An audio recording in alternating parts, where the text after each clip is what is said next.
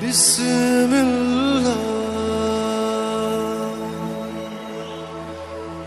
الرحمن الرحيم۔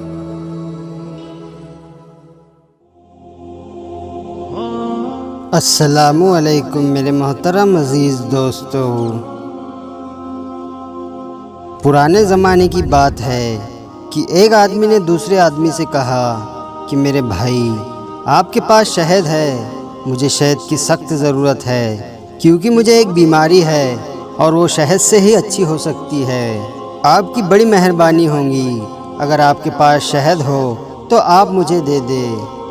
تو اس آدمی نے کہا کہ بھائی بڑے افسوس کے ساتھ میں بتا رہا ہوں کہ میرے پاس شہد نہیں ہے، اگر میرے پاس شہد ہوتا تو آپ کو میں ضرور دیتا، لیکن ہاں ایک راستہ آپ کو بتا سکتا ہوں، تھوڑا آپ کو دور جانا پڑے گا۔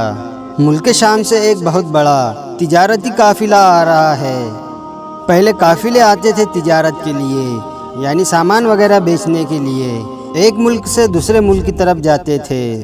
بہرحال تو اس آدمی نے کہا کہ وہ قافلہ بہت اچھے انسانوں کا ہے، بہت اچھے تاجر اور بہت اچھے بزنس مین اس میں ہے، مجھے امید ہے کہ اگر آپ ان سے شہد مانگو گے تو آپ کی ضرورت دیکھ کر، آپ کی بیماری دیکھ کر وہ آپ کو شہد ضرور دے دیں گے۔ تو اس ضرورت مند نے، اس بیمار نے اس بھائی کا شکریہ ادا کیا اور شہر کے باہر نکل گیا اور ایک پہاڑی پر جا کر بیٹھ گیا اور قافلے کا انتظار کرنے لگا۔ تھوڑی دیر کے بعد ایک قافلہ انہیں آتا ہوا نظر آیا تو وہ قافلے کی طرف دوڑا تاکہ جا کر وہ تاجروں سے شہد کے لیے درخواست کر سکے۔ وہ آدمی فوراً اٹھا اور تیزی سے قافلے کے نزدیک پہنچا اور اس قافلے کے لوگوں سے اس قافلے کے سردار اور امیر کے بارے میں پوچھا۔ تو لوگوں نے ایک خوبصورت چہرے والے انسان کی طرف اشارہ کیا، کہا کہ وہ ہمارے امیر ہے۔ وہ ضرورت مند، وہ بیمار امیر کی خدمت میں حاضر ہوا اور کہنے لگا، حضرت مجھے ایک بیماری ہے، میں سخت ایک بیماری میں مبتلا ہوں اور اس کے علاج کے لیے مجھے تھوڑے سے شہد کی ضرورت ہے۔ یہ سن کر امیر نے فوراً اپنے غلام کو بلایا اور اس سے کہا کہ جس اونٹ پر شہد کے 2 مٹکے لدے ہوئے ہیں اس میں سے ایک مٹکا اس ضرورت مند کو دے دو۔ غلام نے سن کر کہا، آقا اگر میں نے ایک مٹکا ضرورت مند کو دے دیا تو اونٹ کے اوپر وزن برابر نہیں رہے گا۔ یہ سن کر امیر نے فوراً کہا کہ ایک کام کرو، وہ دونوں مٹکے اسے دے دو۔ یہ سن کر غلام گھبرا گیا اور کہنے لگا، آقا یہ اتنا وزن کیسے اٹھائیں گا، کیونکہ دونوں مٹکوں میں شہد بھرا ہوا ہے، یہ اکیلا انسان نہیں اٹھا سکتا۔ امیر نے کہا، ایک کام کرو، پھر اونٹ بھی اس کو دے دو۔ وہ غلام فوراً بھاگا اور وہ اونٹ اور دونوں مٹکے اس ضرورت مند کے حوالے کر دیے۔ اس ضرورت مند، اس بیمار کی تو قسمت کھل گئی، اس نے امیر کا شکریہ ادا کیا، اونٹ کی رسی تھامی اور چلا گیا۔ وہ بہت حیران تھا، وہ یہ سوچ رہا تھا کہ یہ کس قدر سخی اور دلدار انسان ہے کہ میں نے ان سے تھوڑا سا شہد مانگا، انہوں نے مجھے 2 مٹکے دے دیے جو شہد سے بھرے ہوئے ہیں، اور صرف مٹکے ہی نہیں دیے بلکہ وہ اونٹ بھی ساتھ دے دیا جس پر مٹکے لدے ہوئے تھے۔ ادھر غلام آقا کی خدمت میں حاضر ہوا تو آقا نے غلام سے پوچھا کہ میں نے تم سے کہا کہ اسے ایک مٹکا دے دو تو تم نہیں گئے، میں نے پھر تمہیں دوسرا مٹکا دینے کے لیے کہا تو بھی تم نہیں گئے، جب میں نے تم سے کہا کہ اونٹ بھی اسے دے دو تو تم دوڑتے ہوئے چلے گئے، اس کی کیا وجہ تھی؟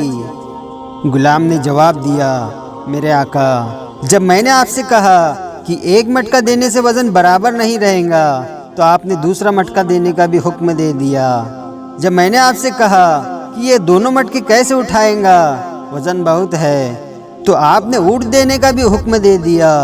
اگر میں ذرا سا بھی رکتا، تھوڑا سا بھی اعتراض کرتا، آپ مجھے بھی اس کے ساتھ جانے کا حکم دے دیتے، اس لیے میں فوراً بھاگا اور وہ ساری چیزیں لا کر اس کو دے دی اور میں بچ گیا۔ اس پر آقا نے کہا، اگر تم ساتھ چلے جاتے تو غلامی سے آزاد ہو جاتے، یہ تو اور اچھا ہوتا۔ تو غلام نے جواب دیا، میرے آقا میں آزادی نہیں چاہتا، اس لیے کہ مجھ جیسے سینکڑوں غلام آپ کو مل جائیں گے، لیکن مجھے آپ جیسا آقا نہیں ملے گا۔ میں آپ جیسا آقا کہاں سے لاؤں گا؟ اس لیے میں آپ کی غلامی میں رہنے کو آزادی سے زیادہ پسند کرتا ہوں۔ تو میرے عزیز دوستو، کیا آپ کو معلوم ہے وہ آقا وہ امیر کون تھے؟ وہ آقا وہ امیر سرکار دو عالم صلی اللہ تعالی علیہ وسلم کے تربیت یافتہ صحابی اور تیسرے خلیفہ حضرت عثمان غنی رضی اللہ تعالی عنہ تھے۔ سبحان اللہ! سرکار دو عالم صلی اللہ تعالی علیہ وسلم کی کیا تربیت تھی، کیا تعلیم تھی، کیا صحبت تھی۔ ویڈیو پسند آیا ہو تو لائک اور شیئر ضرور کریں، اور آپ نے ابھی تک ہمارے چینل کو سبسکرائب نہیں کیا ہے تو اسے بھی سبسکرائب ضرور کر دے اور ساتھ میں بیل آئیکن دبا دے تاکہ ہر آنے والی نئی ویڈیو کی نوٹیفیکیشن آپ تک پہنچتی رہے۔